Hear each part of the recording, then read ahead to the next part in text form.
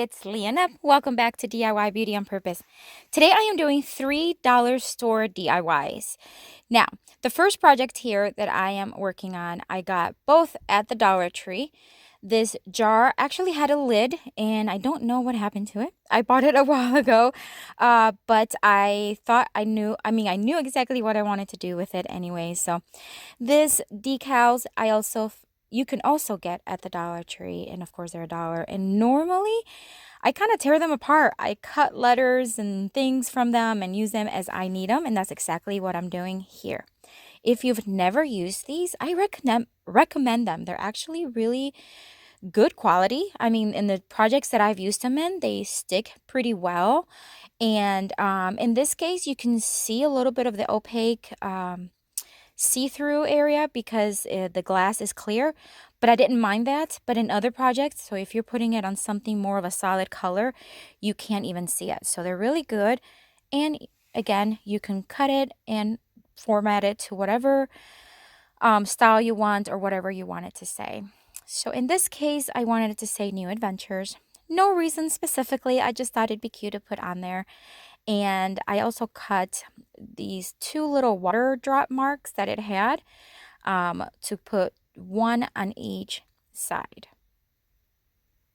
When I go to the Dollar Tree, I always look at the section where they keep these decals, and if I see one that I get yet to have, I always grab it because you just never know when something's going to come up that you may need to use it.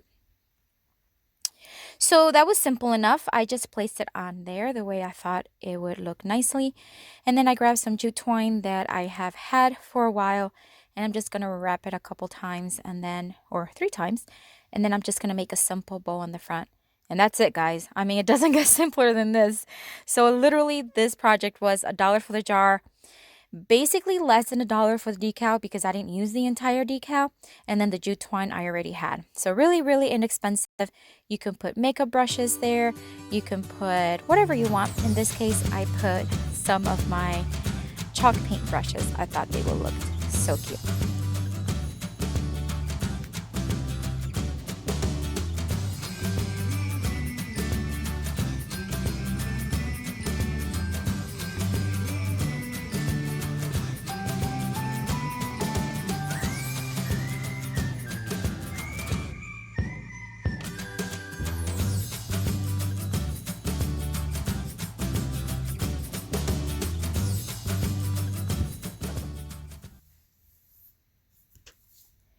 All right, so for my second project, I am using this wooden tag that I got at the Dollar General months ago. This is when October and November were all done. It might have been in December. I really don't remember. It was a while ago. And they had several of these on a table on the clearance section. Originally, it was $5 each, and I got them at 95% off. So I grabbed them all. And today I'm working on just one of them. And the first thing I want to do is remove the pumpkin, which that came off really easy.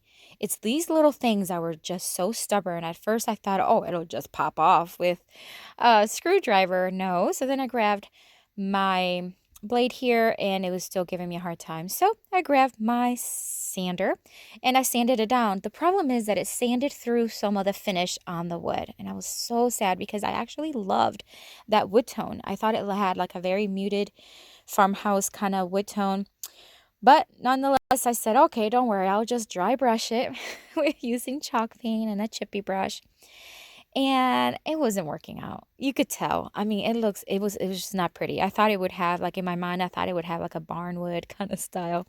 It didn't work. So in the middle of me dry brushing, I changed my mind and I just gave it a full coat of paint. I added 2 coats and then I let it fully dry.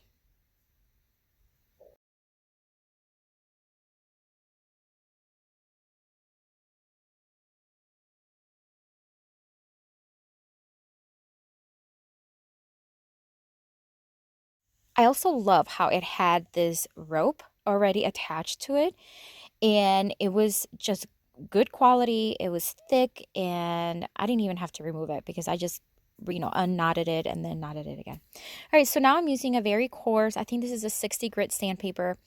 I'm just sanding the edges down a bit for a more rustic farmhouse look, and then a 220 grit to smooth it out. no biggie. I didn't need it to have a super distressed look, but I did also use the sandpaper to remove some of the paint that I did get on that round middle portion of it.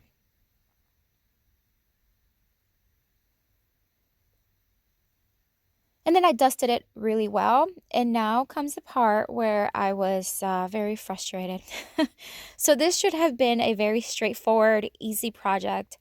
And for the most part, it was.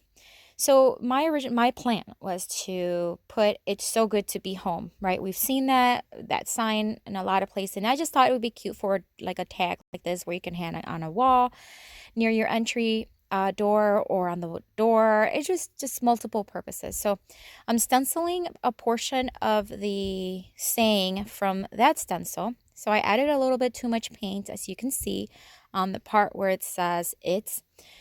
Again, no big deal. I'll just paint over it and redo it. I just added way too much paint on the brush. And then I decided to take the home part of it from another stencil, and I hated it. I was like, nope, it was off-centered. The font was just not pretty. I just did not like it. So I let it dry, painted over it, and then I thought, oh, you know what? A few weeks ago, I got on Amazon this paint marker or a paint pen. I don't know what you call them. And I was like, I'll just like freehand write it, right? In cursive. Guys, I literally practiced this on a piece of paper several times. The paint was fully dry, and for some reason it was not working. It was just not working. I would go back to the paper and it would work, and I would go back to the paint and it wouldn't work. It would work and then not work. Frustrated was, oh my gosh. So I gave up on the handwriting. I think this would have been the perfect little combination. In my opinion, I think it would look super cute. Anyway, so I gave up on the pen. It was just not looking pretty. It was looking crazy.